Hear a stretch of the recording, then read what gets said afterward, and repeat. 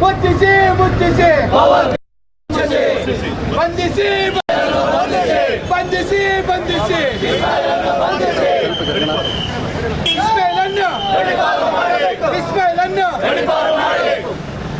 ಭಾರತ್ ಮಾತಾ ಕಿ love ಜಿಹಾದ್ ನಡೆಸುತ್ತಿರುವ ಇಸ್ಮಾಯಿಲ್ ಅನ್ನು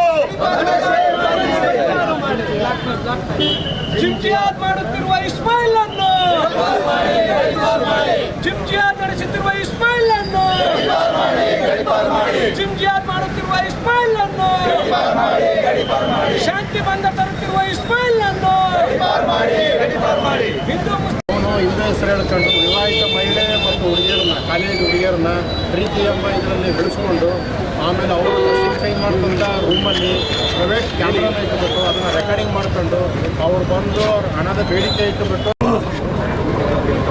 ದೇಶದ ಬೇರೆ ಬೇರೆ ರಾಜ್ಯಗಳಲ್ಲಿ ರಾಜ್ಯದ ಬೇರೆ ಬೇರೆ ನಗರಗಳಲ್ಲಿ ನಡೀತಾ ಇದ್ದಂತಹ ಲವ್ ಜಿಹಾದ್ ಜಿಹಾದ್ನ ಪ್ರಕರಣ ಇವತ್ತು ನಮ್ಮ ಊರಿಗೆ ನಮ್ಮನೆ ಬಾಗಿಲಿಗೆ ಬಂದು ನಿಂತಿರುವಂಥದ್ದು ಅದೊಂದು ಆತಂಕದ ವಿಚಾರ. ಈಗಾಗಲೇ ಸಂಘಟನೆ ಮುಖಂಡರು ಸಾಕಷ್ಟು ವಿಚಾರಗಳನ್ನು ಹೇಳಿದ್ದಾರೆ. ಈಗ ನಾನು ಜಿಲ್ಲಾಡಳಿತಕ್ಕೆ ಆಗ್ರಹ ಮಾಡೋದೇನೆಂದರೆ ದಾವಣಗೆರೆಯಲ್ಲಿರುವಂಥ ಎಲ್ಲ ಜಿಮ್ಗಳನ್ನು ಈ ಕೂಡಲೇ ಬಂದ್ ಮಾಡಬೇಕು.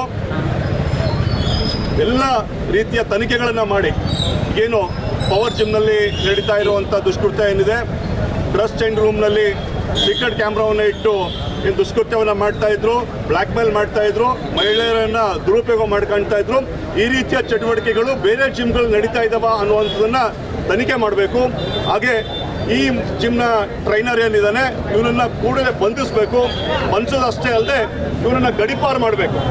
ಇಂತಹ ದುಷ್ಟ ವ್ಯಕ್ತಿಗಳು ನಗರದಲ್ಲಿದ್ದರೆ ನಿಜವಾಗ್ಲೂ ಸಹ ದಾವಣಗೆರೆಯ ಶಾಂತಿ ನೆಮ್ಮದಿಗೆ ಭಂಗ ತರುತ್ತೆ.